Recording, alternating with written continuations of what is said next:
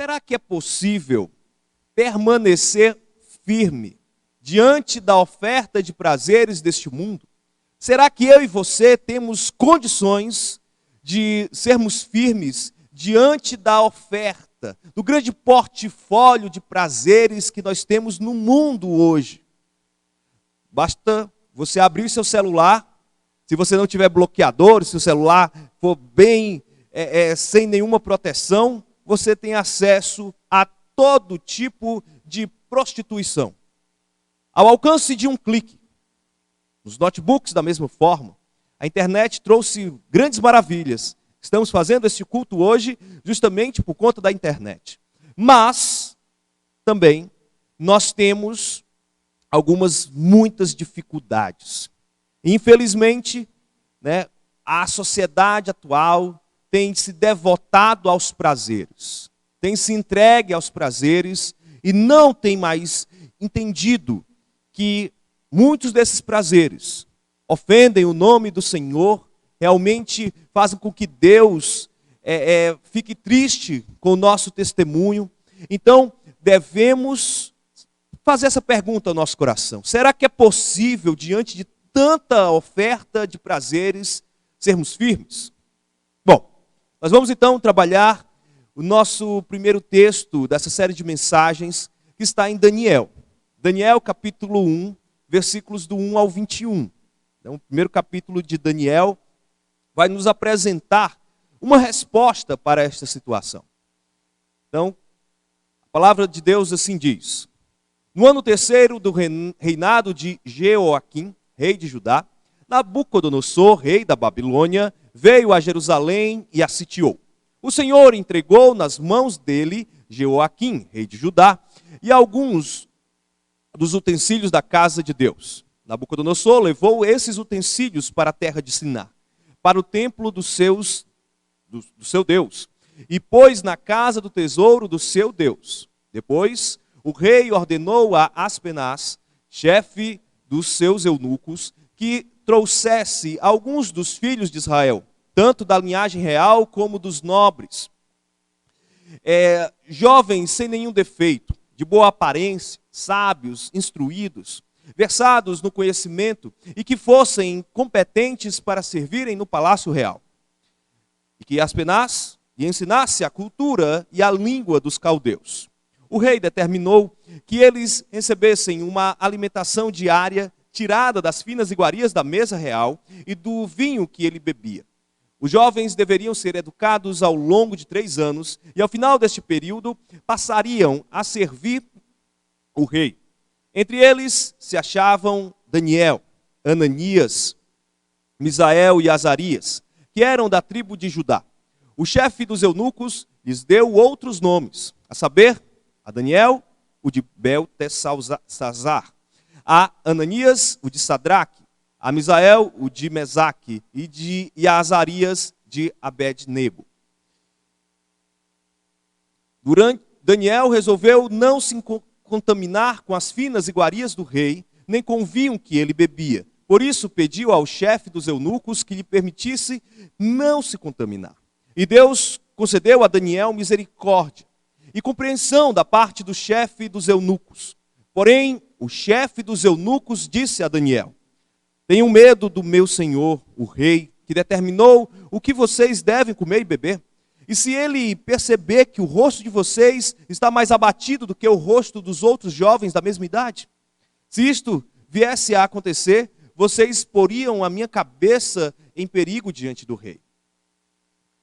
Então Daniel foi falar com o cozinheiro-chefe, a quem o chefe dos eunucos havia encarregado de cuidar de Daniel, Ananias, Misael e Azarias. Daniel disse a ele: por favor, faça uma experiência com estes seus servos durante 10 dias. Dê-nos legume para comer e água para beber. Depois, compare a nossa aparência com a dos jovens que comem das finas iguarias do rei. Dependendo do que você enxergar, o Senhor decidirá o que fazer com estes seus servos. O cozinheiro-chefe concordou e fez a experiência durante 10 dias. No fim dos 10 dias, a aparência dos 4 jovens era melhor e eles estavam mais robustos do que todos os jovens que comiam das finas iguarias do rei. Com isso, o cozinheiro-chefe tirou deles as finas iguarias e o vinho que deveriam beber e lhes dava legumes. Ora, a estes 4 jovens, Deus deu o conhecimento, a inteligência em toda a cultura e sabedoria. Mas a Daniel deu inteligência para interpretar todo tipo de visões e sonhos. Ao final do tempo determinado pelo rei, para que os jovens fossem levados à sua presença, o chefe dos eunucos os levou à presença de Nabucodonosor. Então o rei falou com eles, e entre todos não foram achados como outros como Daniel, Ananias, Misael e Azarias. Por isso, passaram a servir o rei. Em toda matéria de sabedoria e de inteligência sobre o rei, lhes fez perguntas. Os achou 10 vezes mais sábios do que todos os magos e encantadores que havia em todo o seu reino. Daniel continuou ali até o 1º ano do reinado de Ciro. Esse texto vai nos ensinar a ter integridade diante do mundanismo. Essa é a proposta e esse é o propósito desse texto. Encontrar integridade diante de um mundo corrompido, de um mundo cheio de prazeres, de um mundo, de fato, que quer tragar os crentes, jovens crentes especialmente. Mas todos estamos no mesmo barco. Temos realmente grandes tentações, tentando corromper o nosso testemunho, corromper a nossa vida. E o contexto que temos aqui é justamente de um grupo de jovens que foram tirados de sua cidade. Foram tirados ali do reino de Judá, um reino que era muito próspero, um reino conhecido como o reino de Salomão, o reino de Davi. Este reino, depois de muitos séculos, havia se desintegrado praticamente, devido à corrupção dos seus reis, devido à falta de moralidade, devido a uma série de pontos negativos para a nação de Judá. A nação então vai receber a punição do cativeiro.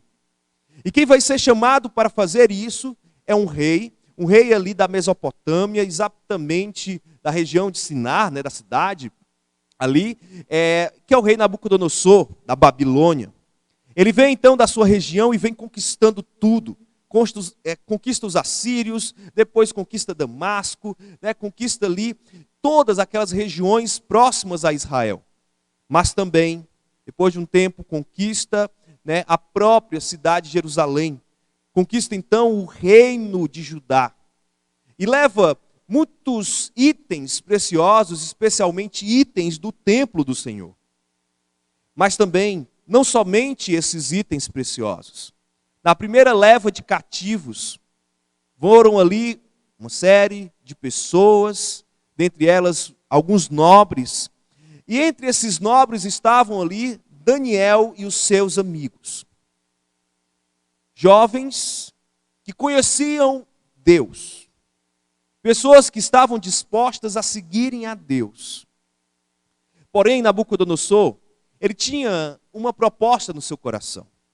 Ele desejava fazer um reinado de muita cultura, e que todos estivessem ali sob o seu comando, servindo o seu nome e adorando aquela cultura babilônica.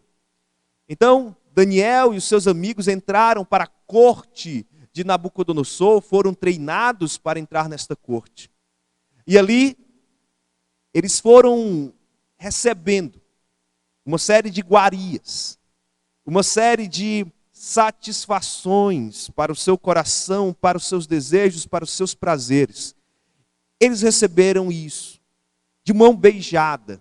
É o seguinte: pode escolher o melhor para vocês, contanto que vocês aprendam e se dobrem à nossa cultura. Mas, cientes disso, Daniel e os seus amigos resolvem não se contaminar. Eles resolveram não se esquecer do seu Deus. Porque o Deus deles não era um Deus de mentira. Não era apenas um Deus cultural. E isso poderia ser imaginado exatamente porque a própria nação de Judá já estava destruída. Não havia mais nação, não havia mais cidade, Jerusalém. Então, por que se manter fiel àquele Deus ligado ao templo de Jerusalém? É porque o templo de Jerusalém não é nada diante de Deus. Deus é muito poderoso e muito mais importante do que aquele território. Deus é o Criador, o sustentador e dono do universo. E Daniel e os seus amigos tinham consciência disso.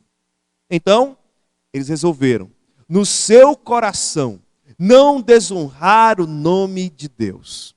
Por isso, nós vamos aprender com estes 3 jovens, 3 garotos, algumas táticas. Táticas infalíveis para resistir às armadilhas do mundanismo. São táticas que vão ajudar a nossa geração a não se corromper diante dos perigos deste mundo, que são muitos. São diferentes daqueles dias ali. É uma situação diferente hoje. Como nós falamos, a oferta de prazeres para a nossa geração está cada dia mais recheada. Temos várias e várias maneiras de ofender o nome de Deus para adquirirmos, a nossa satisfação pessoal unicamente. Mas vamos, então, descobrir essas técnicas. A primeira das técnicas que nós vamos trabalhar hoje é que você não deve se perder diante da crise. Eu costumo dizer que a crise sempre vai chegar. Vivemos hoje uma crise, a crise do coronavírus. Essa crise, ela tem vários tentáculos. Ela mexe em várias camadas da nossa sociedade. Mas, se não for esta crise, daqui a pouco vai vir uma nova crise. Talvez uma crise financeira por conta de atitudes desesperadas dos políticos. Talvez venha um outro tipo de doença lá na frente. Talvez venha alguma catástrofe climática. Enfim, ninguém tem como prever as crises. As crises sempre chegam. E foi o que aconteceu aqui com o reinado de Judá. Fala aqui que no 3º ano do reinado de Jeoaquim, rei de Judá, Nabucodonosor, rei da Babilônia, veio a Jerusalém e a sitiou. Isso é interessante porque a Babilônia, ela, durante algum tempo, alguns anos antes ali do rei Isaías, na época do rei Isaías, do profeta Isaías, naquela época, quem tomava de conta, quem dominava tudo ali naquela região do Oriente Médio, eram os assírios. Os assírios haviam dominado os babilônicos. Ninguém imaginava que os babilônicos iriam se reerguer, iriam construir um reinado mais forte do que todo aquele mundo já havia visto. Mas foi isso que aconteceu. Crises não podem ser identificadas. Alguns querem ser, digamos, aqueles videntes de crise. Não tem como você identificar uma crise exatamente.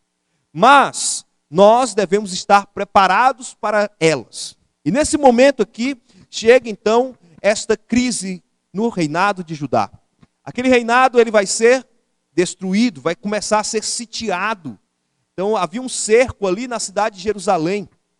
E o rei Jeoaquim era um rei infiel, um rei que tentou resistir à vontade de Deus, tentou guerrear contra Nabucodonosor e realmente saiu muito ferido dessas batalhas.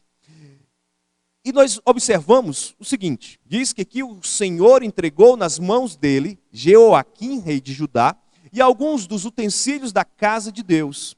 Nabucodonosor levou esses utensílios para a terra de Sinar, para o templo do seu Deus, e os pôs na casa do tesouro do seu Deus. Essa introdução ela é marcante. Esses 2 primeiros versículos, eles são essenciais para compreendermos por que existe o livro de Daniel na Bíblia.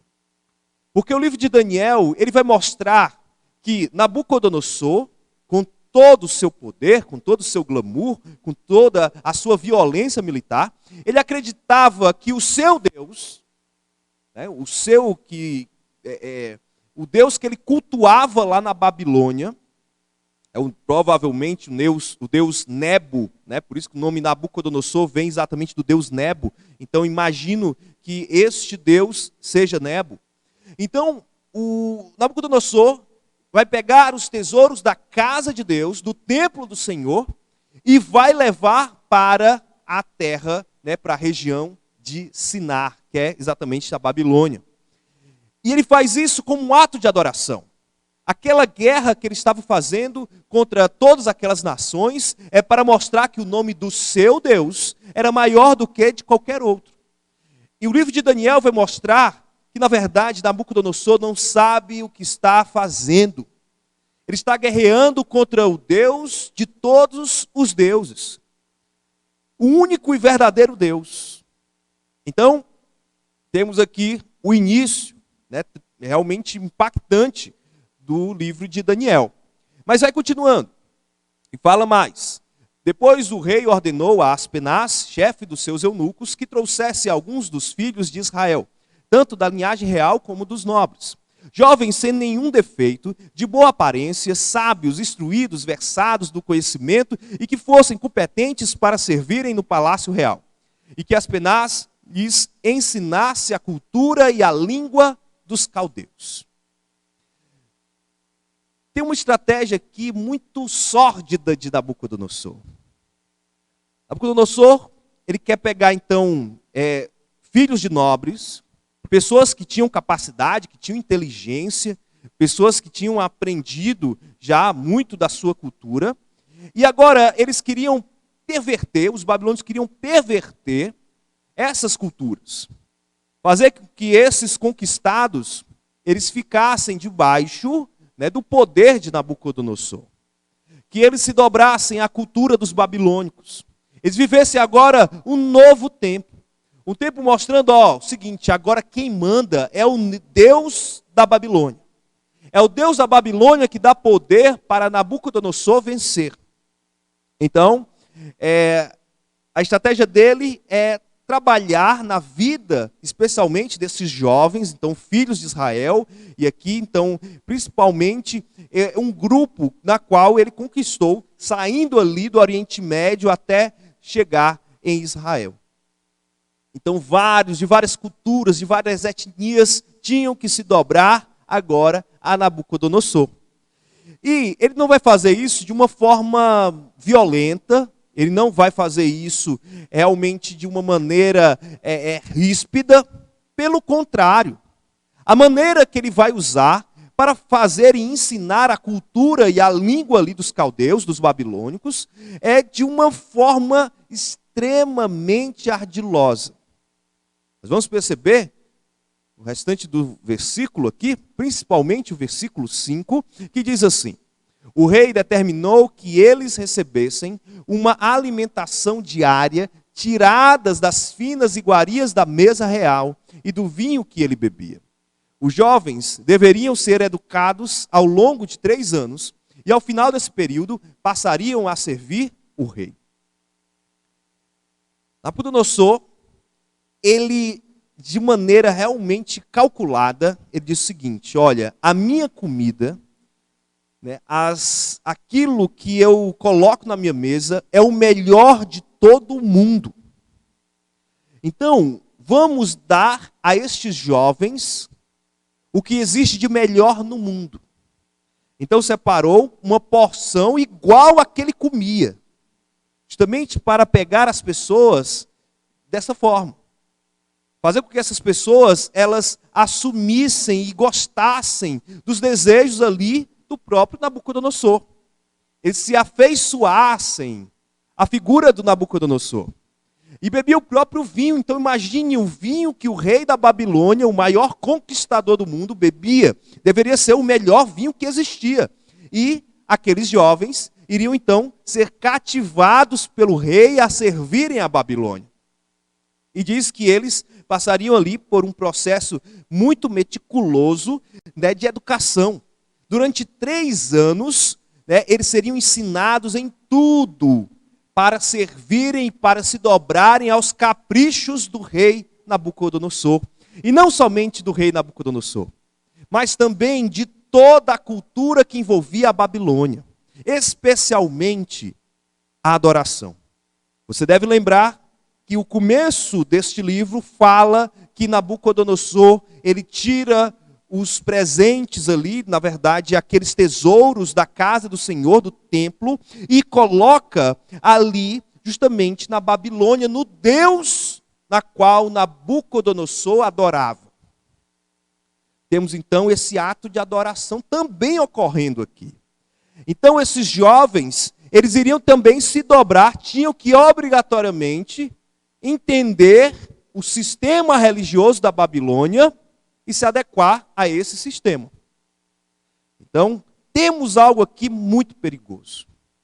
É justamente no momento das crises, nos momentos onde nós perdemos os nossos referenciais, nós começamos a questionar os nossos valores e nos perguntamos no coração, será que não vale a pena ir para o mundo? Não vale a pena abandonar tudo e seguir os costumes do mundo? É o que esse texto está nos dizendo. Essa é a estratégia do diabo. É a estratégia de Satanás. É justamente tirar as pessoas do caminho certo, do caminho dos valores bíblicos e aceitarem as coisas do mundo. E elas não vêm de uma forma grotesca, muito pelo contrário. O mundo se apresenta de uma maneira linda, para satisfazer os nossos desejos mais íntimos do coração, para que o nosso pecado nos domine. Esse é o objetivo do mundo, especialmente para crentes, para que os crentes sejam anulados, que eles não falem mais do amor de Deus, que eles se calem diante do mundo, e Satanás vai aplaudir, se isso acontecer. E o texto continua. A última parte aqui dessa primeira fase diz assim: entre eles se achavam Daniel, Ananias, Misael e Azarias, que eram ali da tribo de Judá. O chefe dos eunucos lhes deu outros nomes, a saber, a Daniel, o de Betelsazar, a Ananias, o de Sadraque, a Misael, o de Mesaque, e de Azarias, o de Abed-nego. Meus irmãos, o mundo ele quer trocar a nossa identidade. Estes homens, esses garotos, na verdade, deviam ter ali entre os seus 13 e 14 anos. E esses garotos, eles então serão mudados, né? Vai haver um processo aqui de mudança cultural para eles. E a ideia de que quando você chega para uma pessoa e muda o nome dela, é que você tem autoridade sobre ela. Então esses jovens eram cativos. Eram realmente jovens que estavam escravizados por Nabucodonosor. Eles, na verdade, em uma linguagem mais humana, se eles fossem pensar somente pelo viés dos prazeres, eles tinham tudo na mão, porque eles saíram lá dos seus reinos e achavam, a gente não vai ter mais nada. Né? Nós somos agora escravos e agora a gente vai sofrer demais. Mas não, Nabucodonosor colocou eles no reino da Babilônia para que estes garotos aqui comessem do melhor, vivessem da melhor forma, estudassem uma cultura totalmente nova, que era o ápice, o top do conhecimento naquele mundo. E além disso, deu outros nomes para eles, mostrando a autoridade da Nabucodonosor como senhor, né, destes escravos. Daniel, ele recebe o nome de Betelsazar. Aqui faz referência a um deus, ao deus Bel. É um deus babilônico também. Também Sadraque, lembrando também outras divindades, né, da Babilônia. Da mesma forma Mesaque, da mesma forma Abed-nego, também Deus Nebo. Então, nós temos aqui novos nomes, diferentes dos nomes que eles tinham recebido em Judá. Os nomes de Judá eram nomes ali ligados à pessoa de Deus. Quando nós percebemos Daniel, tem uma ligação com Deus. Ananias também, Azarias, Misael, são nomes que fazem referência ao Senhor de Israel. Mas agora, o processo de transformação cultural que eles estavam sofrendo aqui envolvia moldar a identidade deles. Agora eles não seriam mais conhecidos como adoradores de Deus, mas como adoradores dos deuses da Babilônia. Esse era o processo na qual eles estavam sendo influenciados. E meus irmãos, infelizmente é diante das crises que muitos caem nessas armadilhas. Começam a ter crises de fé, começam a ter crises quanto à maneira como entenderam a palavra de Deus e começam a questionar a própria palavra de Deus. E se perdem. Perdem a sua identidade cristã. Isso é muito perigoso. E dessa forma, temos que entender algo. Temos que entender que a todo momento o sistema do pecado trabalha insistentemente, visando destruir e anular a fé dos crentes. Ele trabalha sem dormir, esse sistema de pecado controlado por Satanás. O mundanismo é exatamente esse sistema para corromper a vida dos crentes, para fazer com que pessoas que estão atoladas nos seus pecados continuem atoladas nos seus pecados. Meus irmãos, não caiam nisso. Estamos vivendo uma crise e eu tenho medo que no momento dessa crise muitos se percam. E por isso devemos olhar para o alto e nos perguntar onde está a nossa identidade. E se a nossa identidade está no Senhor, não podemos perder o Senhor de vista em nenhum momento. Porque se a gente se afastar, se a gente ficar um pouquinho de lado, com certeza o mundanismo vai agir, tentando mudar a tua identidade, tentando mudar os teus valores, para que você consuma todo tipo de iguaria que este mundo quer te oferecer.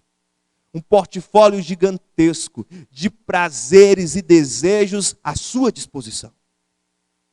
Mas isso é terrível. Por isso que devemos compreender uma questão. Que é no meio da crise, que o mundo ele deseja perverter a nossa mente, a abandonar o nome do Senhor.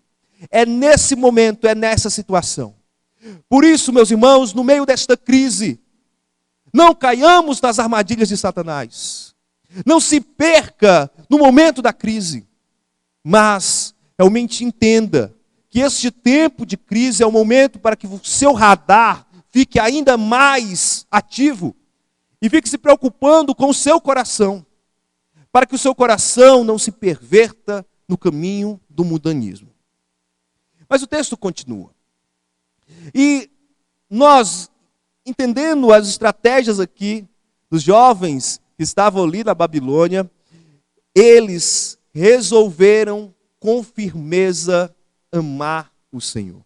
Então, uma estratégia maravilhosa para não cair nas estratégias do mundo é: resolva com firmeza amar o Senhor. É uma atitude do coração. E precisa então que o crente, ele se apegue, ele ame o Senhor ainda mais intensamente no meio da crise. E a primeira parte, dessa segunda fase aqui do texto, nos diz assim: Daniel resolveu não se contaminar com as finas iguarias do rei, nem com o vinho que ele bebia. Por isso pediu ao chefe dos eunucos que permitisse que não se contaminasse. E Deus concedeu a Daniel misericórdia e compreensão da parte do chefe dos eunucos. Daniel aqui assumiu um compromisso muito sério no seu coração. Meus irmãos, o poder da decisão é a coisa mais forte que nós temos. E quando nós firmemente nos agarramos ao Senhor, que firmemente nós realmente desejamos agradar ao Senhor, nós vamos vencer infinidade de opções de prazer que nós temos à nossa disposição. Se realmente fizermos como Daniel aqui fez, decidiu no coração não se contaminar, porque Daniel entendeu a jogada de Nabucodonosor. Não é porque Daniel não queria comer carne de fora. Não é porque Daniel não queria tomar qualquer outra coisa que não fosse lá de Israel. Não era isso. O ponto não é esse. É que Daniel entendeu a estratégia do maligno. E Daniel sabia que o seu coração podia ser pervertido.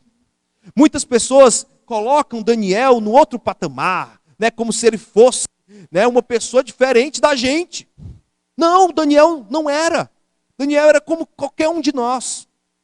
Era um crente que realmente entendia as coisas de Deus, mas foi a firmeza da sua decisão que foi a diferença ali na vida de Daniel. Foi como ele assumiu isso. E por isso, é algo que nós devemos também seguir. É um exemplo, um ótimo exemplo que precisamos também adotar nas nossas vidas. Não se contaminar com as iguarias deste mundo. Daniel foi esperto. Infelizmente, muitos crentes hoje são bobinhos. Acham que vão conseguir passar pelas suas tentações de uma maneira muito tranquila. Não, eu sou, principalmente alguns jovens vão pensar assim, eu fui criado na igreja, vai dar tudo certo. Não, a todo momento você tem que investigar o seu coração. Mas algumas pessoas, até mais velhas, até com cargos na igreja, em algum momento, podem deixar e vacilar e adotar um caminho estranho. Tantas e tantas pessoas que poderiam ser exemplos até o final da sua vida, caíram no meio do caminho. E abandonaram, né, uma vida, um testemunho maravilhoso para se entregar às finas iguarias do mundo. Daniel decidiu isso no seu coração. E Deus começou a ajudar Daniel. Nesse momento nós vemos Daniel tomando uma atitude. Tão interessante quando você toma uma atitude no seu coração, quando você decide amar a Deus com toda a força. Você vai dar um jeito para não cair no pecado. E a situação que Daniel tinha era uma situação muito perigosa. Mas Daniel, ele encontrou um jeito e ele foi lá falar com o chefe dos eunucos para que ele não se contaminasse. Para que ele não ficasse ali exatamente, né, como os outros, né, seus outros colegas ali de turma que estavam comendo as finas iguarias do rei. Então, diz o texto que Deus concedeu a Daniel misericórdia e compreensão do chefe dos eunucos. Deus trabalhou na vida daquele homem, daquele eunuco que estava ali, né, a serviço de Daniel. E diz o texto, ainda, nos versículos 10, justamente o versículo 10, o versículo grande, que diz assim: porém o chefe dos eunucos disse a Daniel: tenho medo do meu senhor, o rei, que determinou o que vocês devem comer e beber.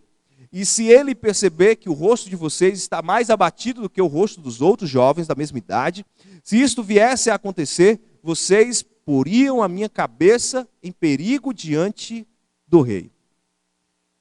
Nessa situação aqui, nós percebemos que havia um perigo real. E o que Daniel estava pedindo era um caminho mais difícil. Para Daniel, o caminho mais simples era justamente comer aquelas comidas ali. Era se contaminar ali como os outros, porque todo mundo está fazendo. Todo mundo dos outros reinos conquistados pela Babilônia estão comendo essas comidas. Por que que eu vou ser diferente? E muita gente vai nisso. Muita gente faz aquilo que o mundo diz porque a maioria está fazendo. Mas eu digo, isso é coisa de covarde. Um servo de Deus é alguém que não tem medo de servir a Deus independente da situação.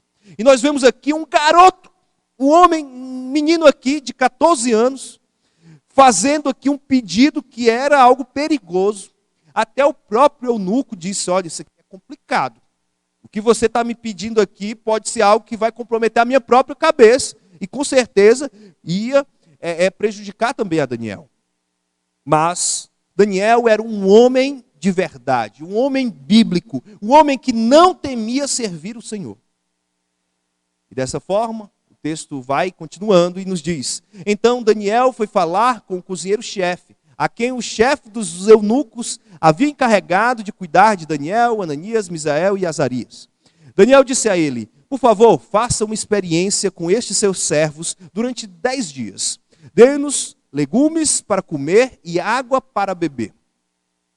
Então, olha, Daniel não desiste. Estava difícil, mas Daniel foi atrás agora do cozinheiro-chefe. Ele já havia falado com o eunuco e agora ele fala, então, com o cozinheiro-chefe. Para dizer, olha, eu não vou me acostumar com isso. Eu sei que esse caminho é errado, eu não vou me acostumar com esse caminho. Eu vou pelo caminho que a palavra de Deus diz que é o melhor, que é justamente o caminho de fidelidade a Deus. Então ele vai atrás, né, e pede aqui, dá inclusive uma estratégia, né, para o cozinheiro-chefe. Olha, 10 dias, faça aqui uma experiência de 10 dias, um teste com a gente, 10 dias, se a gente prevalecer, ok, então está ótimo, né, e se não, depois a gente vê o que é que acontece. Mas um homem corajoso, um garoto corajoso aqui. E o texto ainda se encaminha, dizendo: depois compare a nossa aparência com a dos jovens que comem das finas iguarias do rei.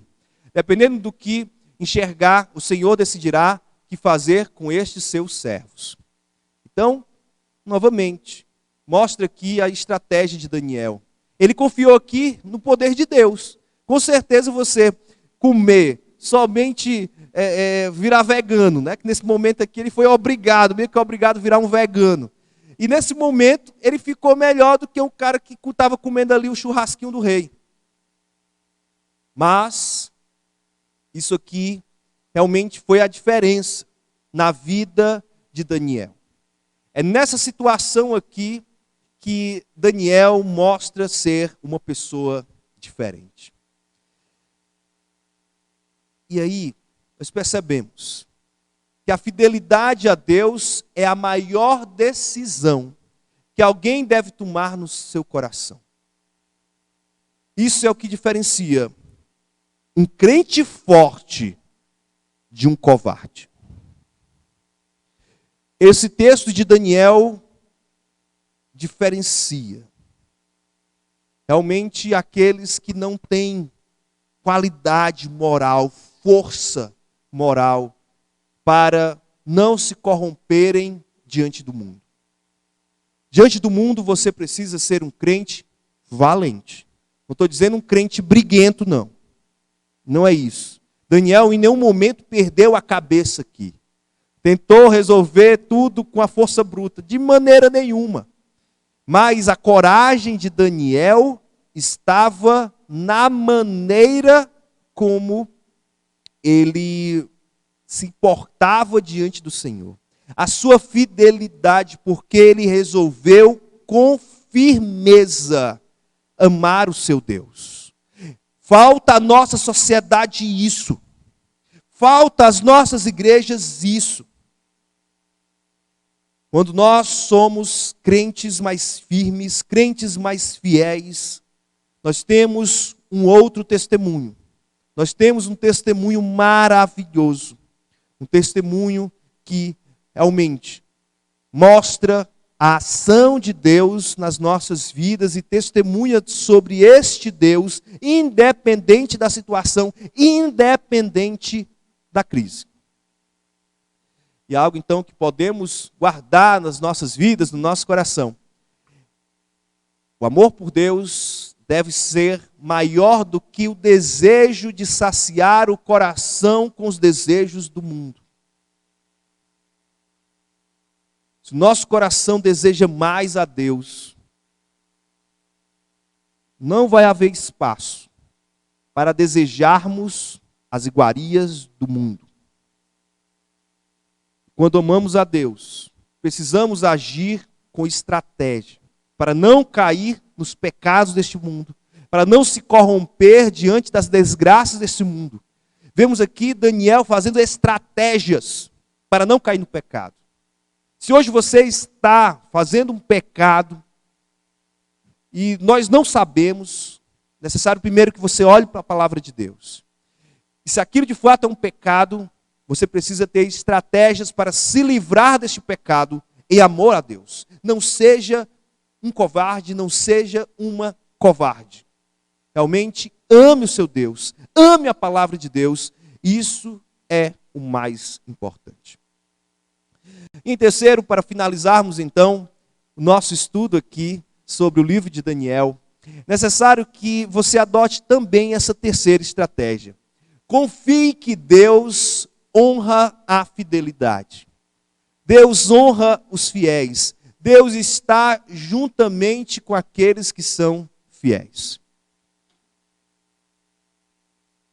E o texto complementa dizendo o seguinte: o cozinheiro-chefe concordou e fez a experiência durante 10 dias. No fim dos 10 dias, a aparência dos 4 jovens era melhor e eles estavam mais robustos do que todos os jovens que comiam das finas iguarias do rei.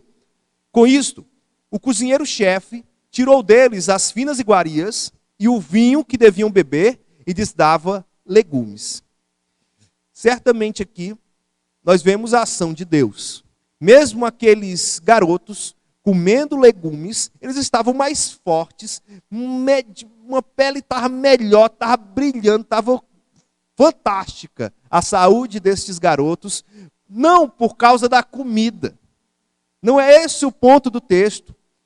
Provavelmente as comidas ali do Nabucodonosor eram as melhores que existiam. Mas era a fidelidade. Era Deus que estava sustentando esses garotos. E por conta disso, esses jovens foram abençoados. No meio daquela crise, no meio daquela situação extremamente complicada, eles foram então abençoados. E o texto continua ainda mais, no versículo 17, onde nós destacamos o seguinte: ora, a estes 4 jovens, Deus deu o conhecimento e a inteligência em toda cultura e sabedoria. Mas a Daniel deu inteligência para interpretar todo tipo de visões e sonhos. Então esses 4 garotos aqui receberam dádivas dos céus. Receberam conhecimento e inteligência em toda a cultura ali dos babilônicos, mas da cultura mundial. Eles tinham uma mente diferenciada porque Deus dotou isso a eles. Foi uma capacidade espiritual que mexeu no mundo material, que mexeu ali na capacidade daqueles garotos de entenderem as coisas. E eles então foram os mais capazes, eram nota 10 em tudo. Por quê? Não somente porque eles estudavam, com certeza eles estudavam muito, eram muito dedicados, mas eles estavam fazendo aquilo ali como um serviço a Deus. Estavam pensando exatamente no Senhor, e por isso eles eram tão competentes. Era Deus que estava capacitando, porque aqueles garotos ali decidiram não pecar.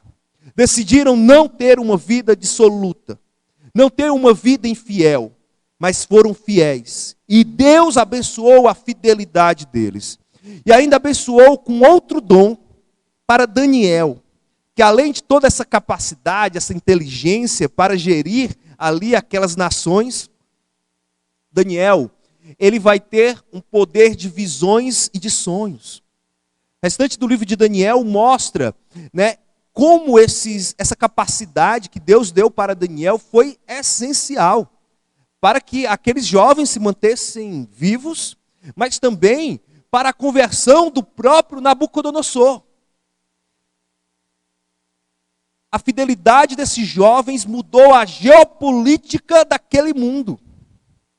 Porque a influência desses garotos transformaram aquele mundo. Porque lá na frente, a gente vai ver que Nabucodonosor vai se dobrar diante de Deus, porque ele não vai conseguir combater contra Deus. Ele vai reconhecer a Deus como o único Deus da humanidade. Não havia nenhum outro Deus maior do que o Deus de Israel. A fidelidade desses 4 jovens mudou a realidade do mundo. Impactou todo aquele mundo. Então percebe o valor da fidelidade? Deus, ele honra aqueles que são fiéis, usa aqueles que são fiéis. Mas o texto ainda continua. E o versículo 18 e 19 assim diz: ao final do tempo determinado pelo rei, para que os jovens fossem levados à sua presença, o chefe dos eunucos os levou à presença de Nabucodonosor. Então o rei falou com eles, e entre todos não foram achados outros como Daniel, Ananias, Misael e Azarias.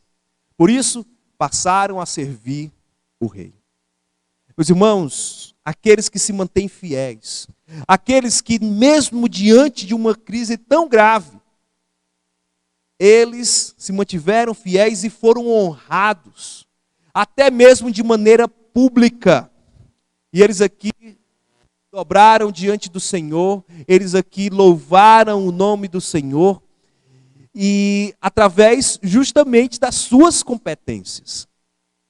Quem é fiel é usado por Deus, glorifica o nome de Deus e é honrado por Deus, de várias e várias formas, da maneira como Deus deseja, mas certamente estar no caminho do Senhor e ficar justamente em sincronia com a vontade do Senhor é o melhor para a vida do crente. E o texto então fecha aqui dizendo: em toda matéria de sabedoria e de inteligência sobre o que o rei lhes fez perguntas, os achou 10 vezes mais sábios do que todos os magos e encantadores que havia em todo o seu reino. Daniel continuou ali até o 1º ano do reinado de Ciro. Você vê o tamanho da capacidade que Deus deu para esses jovens.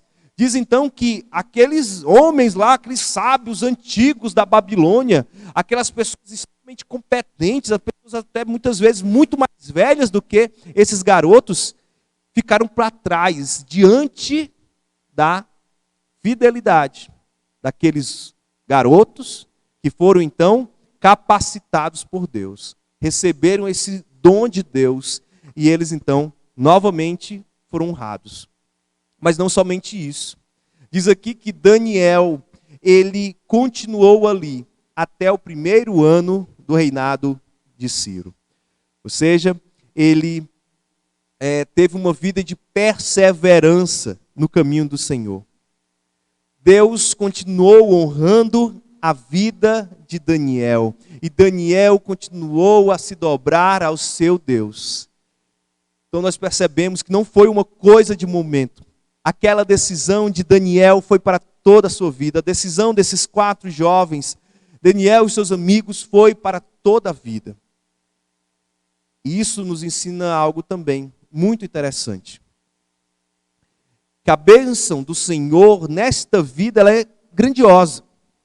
Justamente para aqueles que são fiéis. Mas o maior presente para aqueles que são perseverantes nesta vida ainda vai ser recebido. Então, estes 4 garotos aqui ainda iam receber coisas ainda mais grandiosas lá na frente. Principalmente quando estivessem face a face com o seu Deus. Então, ainda as bênçãos dos céus estão reservadas para os crentes fiéis. Os galardões, os presentes maravilhosos do Senhor ainda serão depositados nas nossas vidas, lá no porvir.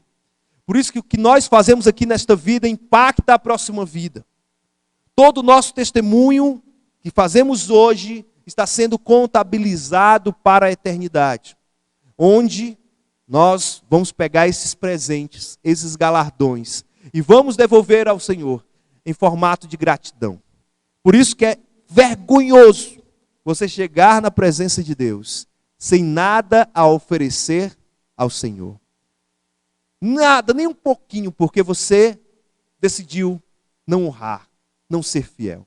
Mas se você decidiu honrar e ser fiel, toda a sua fidelidade, mesmo diante de crises e diante daquilo que as pessoas vão falar, mesmo assim você tem se mantido fiel, então Deus tem reservado para vocês bênçãos maravilhosas. Isso também nos chama a compreender que Deus capacita e fortalece todos aqueles que se mantêm firmes diante das provas de fé. Por isso que a fidelidade é algo tão precioso. Não podemos levar de qualquer jeito. Isso então nos abre para algumas aplicações a colocarmos nas nossas vidas. A primeira delas é que é necessário que você desenvolva uma identidade cristã sólida para se manter firme diante do mundanismo. É a sua identidade, aquilo que você é, aquilo que a palavra diz para que você seja, você realmente precisa viver conforme a palavra diz. Não adianta dar um jeitinho, não adianta tentar juntar cristianismo, juntar a fé no Senhor com o mundo. Não adianta. Não adianta tentar burlar a palavra de Deus. Você vai ser extremamente queimado se fizer isso. Mas, se você honrar o nome do Senhor, Deus vai te honrar. O segundo ponto é que é necessário que você resolva firmemente no seu coração amar a Deus. É necessário que você seja muito firme nessa decisão. Não é uma decisão qualquer. No dia que você se converteu, no dia que Deus te chamou, naquele momento, deve ter sido muito claro para você que você não tem mais uma vida. A sua vida é de Jesus. Então, agora, cumpra o prometido. Entregue a sua vida para Jesus em todas as áreas. Resolva firmemente no seu coração amar o Senhor. E em terceiro, Deus certamente há de abençoar a vida de seus servos fiéis. Ainda nesta vida, gozamos da bênção da fidelidade. Mas, na vida por vir, ainda há muito mais a se deliciar ao entregar os presentes diretamente a Deus. Os presentes que você vai receber serão devolvidos ao Senhor em formato de gratidão. Então, Deus honra os fiéis. Em cima disso, eu quero fechar aqui com um testemunho de um grande homem da história da igreja, de uma história recente. Vocês devem lembrar que a China, tanto fala de China comunista, a China que nós temos hoje, ela é mais água com açúcar. A China ali, da época da década de 60, da década de 50, era terrível. Naquele momento estava no poder um homem cruel, chamado Mao Tse-tung, um comunista que não valia nada. E naquele momento, o governo comunista proibiu a existência de igrejas. Não permitia mais que igrejas funcionassem ali na China. Era um negócio extremamente complicado você ser cristão ali na China. E o Watchman Nee, que é o homem que queremos relatar aqui, o Watchman Nee, ele realmente lutou contra Mao Tse-tung, mas não com as armas, né, que nós imaginamos, não armas materiais, mas com a arma da sua fé. Ele chegou a ser pastor de uma igreja com mais de 3.000 fiéis na China, mas Mao Tse-tung mandou fechar esta igreja e prendeu o Watchman Nee. E os últimos anos da sua vida foi condenado a uma prisão. Mas em um determinado momento, no ano de 1967, o governo comunista chinês propôs algo para esse cristão. E disse o seguinte: olha, nós podemos te liberar, nós recebemos uma autorização para te liberar, devido a vários apelos internacionais, coisas desse tipo. Porém, nós só vamos te liberar se você nunca mais voltar a pregar o Evangelho. Essa foi a proposta do governo comunista satânico chinês. Mas Watchman Nee preferiu continuar preso do que negar o Senhor, do que voltar atrás, do que gozar de uma liberdade como que uma fina iguaria do rei, que naquele momento seria um prazer maravilhoso estar livre. Mas ele não seria totalmente livre, porque a sua mente estaria cativa do seu pecado. Então, ele decidiu continuar preso. E certamente hoje, diante de Deus, esse homem já morreu faz muito tempo, mas diante de Deus hoje, ele certamente não se arrepende disso. E ele falou uma frase muito interessante que combina muito com todo o estudo que estamos fazendo aqui. E ele diz o seguinte: sempre que nos recusarmos a renunciar a algo, ou oferecermos resistência a Deus, o pecado retomará o seu domínio. Os irmãos, não retrocedam, não voltem atrás, muito pelo contrário. Renunciem os seus prazeres, renunciem às finas iguarias do rei, para viver de uma forma santa diante de Deus. Então fica como lição final, que aquele que resolve firmemente amar a Deus, ganha força para vencer as armadilhas do mundo. Fizemos uma pergunta lá no início: é possível vencer os prazeres deste mundo? E a resposta é sim. Se você amar a Deus firmemente no seu coração, assim como Daniel e os seus amigos também o fizeram. Então, precisamos viver Jesus intensamente. Que a sua vida seja de um amor sincero a Jesus. Não seja um crente meia boca, um crente covarde, um crente que finge ser crente. Não. Seja crente no momento da crise. Seja crente no momento da dificuldade. E certamente Deus há de te honrar. Vamos então orar, pedir que o Senhor nos abençoe. Senhor nosso Pai, nós te agradecemos, Senhor, porque Tu tem nos mostrado este caminho. Um caminho que é difícil, certamente é uma porta estreita. Deixar os nossos prazeres de lado para te honrar e bendizer o teu nome. Mas, Senhor, mesmo na dificuldade, nos dá força para honrar a Ti. Que isso seja uma decisão firme do nosso coração. E que certamente Tu sejas engrandecido, sejas exaltado, Senhor Deus, através do nosso testemunho. Este é o meu desejo, Senhor, e certamente eu peço isso para a vida de todos aqueles que estão nos assistindo neste momento, para que juntos sejamos honrados diante de Ti. Ó Pai, é isso que eu te peço, em nome do Senhor Jesus Cristo. Amém.